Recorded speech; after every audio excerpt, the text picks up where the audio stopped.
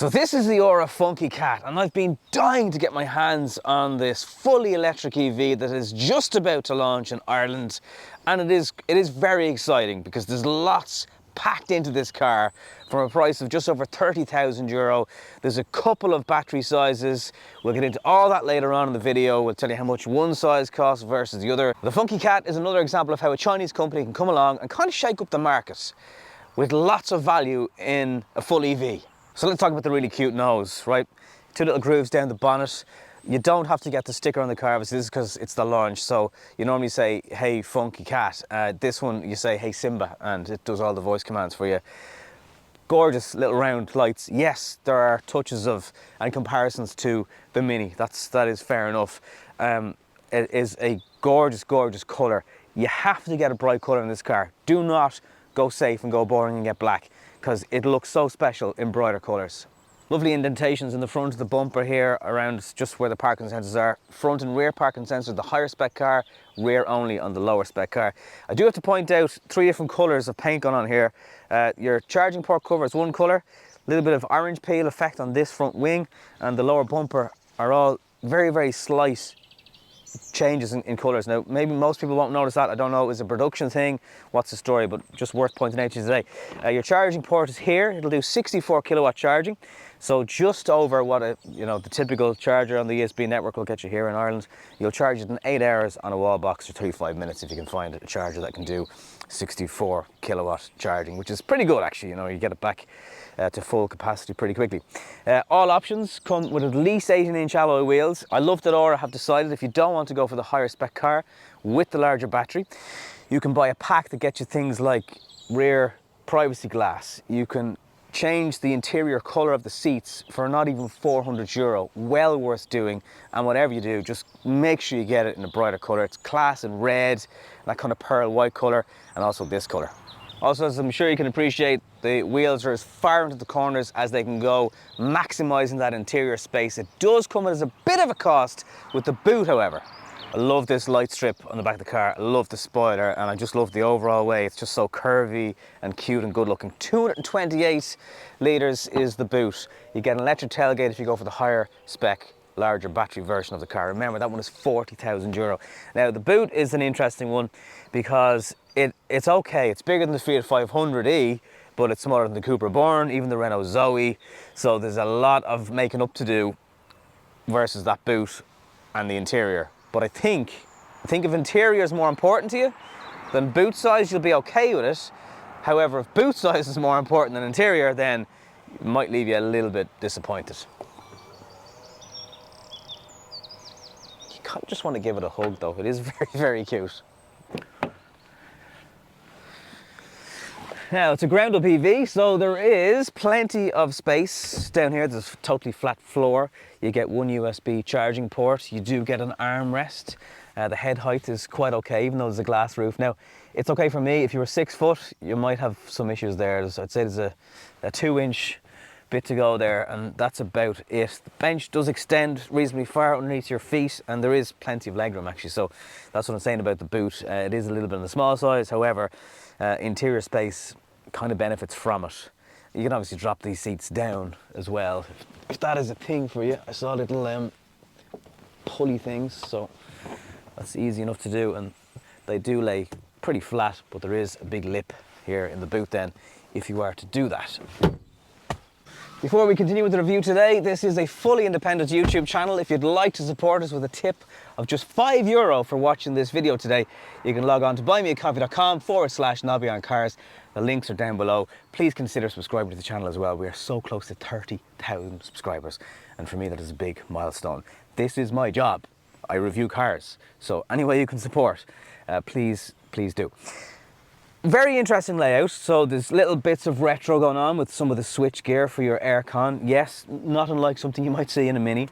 I love the fact that there's 2 wireless charging areas inside the vehicle. There's an armrest with a bit of space. This interior that really matches the exterior of the car. You can get it in red, you can get it in whatever colour of the brighter colours you want, including changing the headline colour, and it's not crazy money to do it. It's worth considering.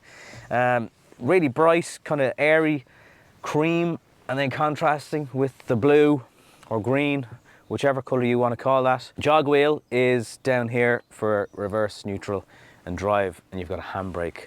There's also a full kill switch that just cuts the power to everything, which is down here. Not something you see in an EV very, very often. I'm going to get into it later on in the drive, but there's driver monitoring system, including a driver monitoring system up here. They're watching us.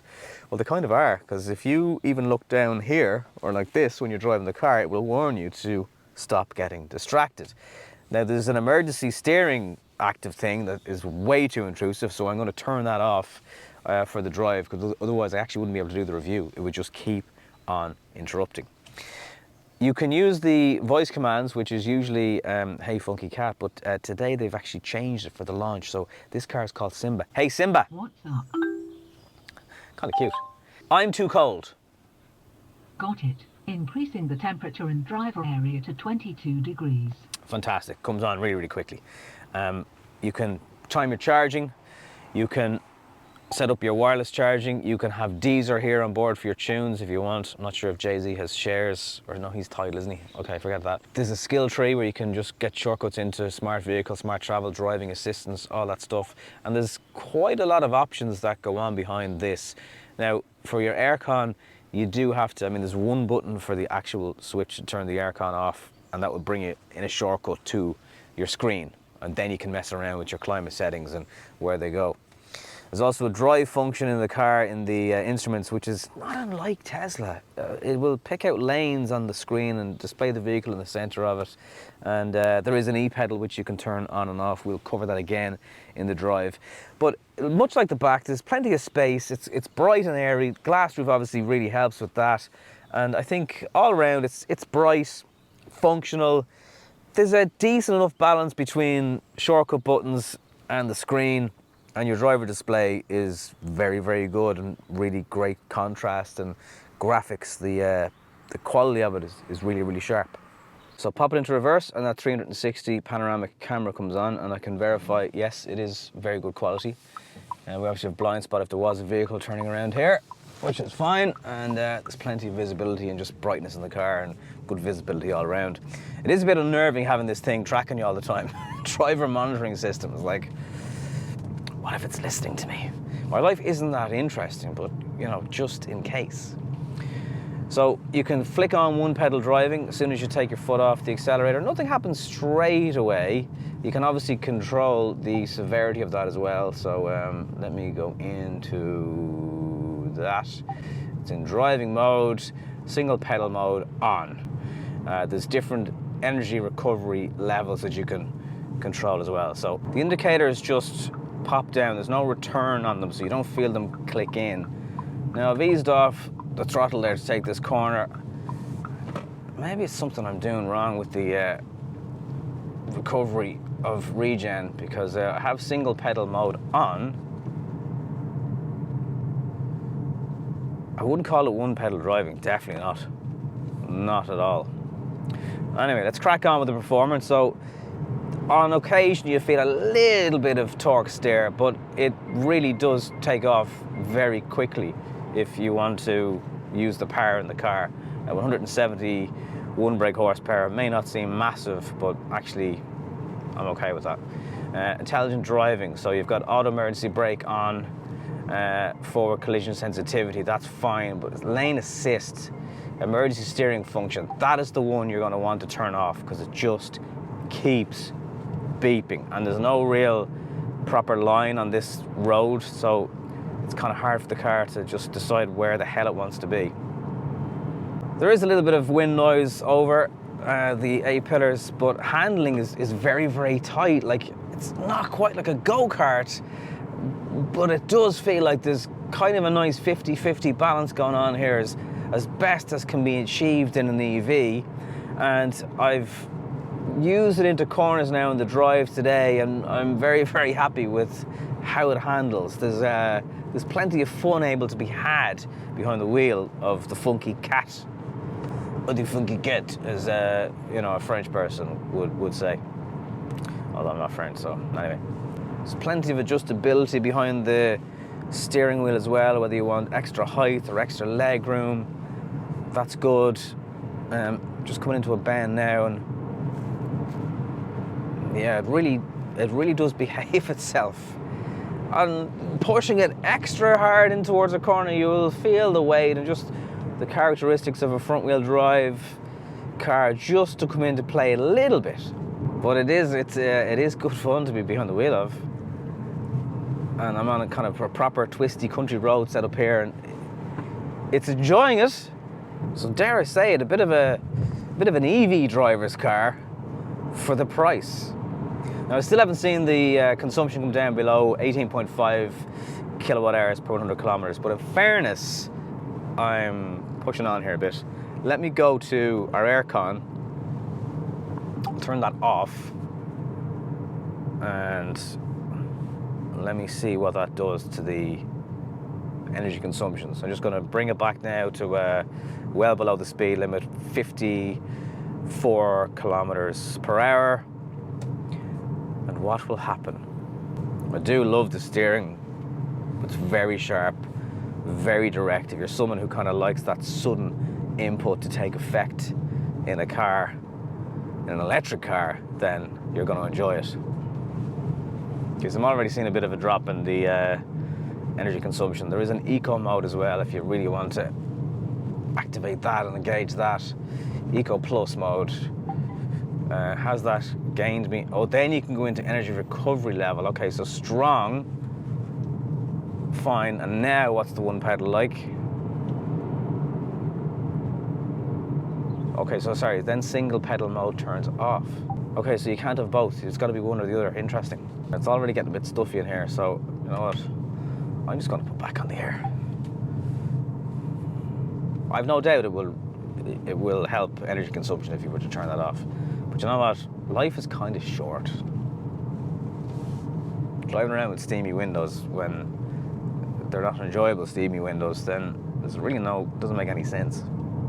I'm really glad though I brought this car in kind of back roads today, because it's not often launches can be in these kind of areas, and you might quickly find yourself on a motorway. But no, this is good. This is very good to be behind the wheel of. It's a bit of fun. Really is a bit of fun.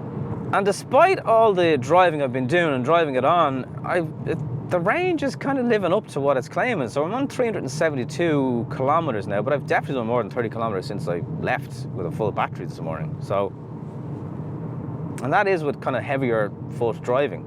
So in my opinion, the Get is funky. Good to drive, certainly. Hopefully I've picked out a few of the other things that are the good and bad points of the car today. But it's time for my summary.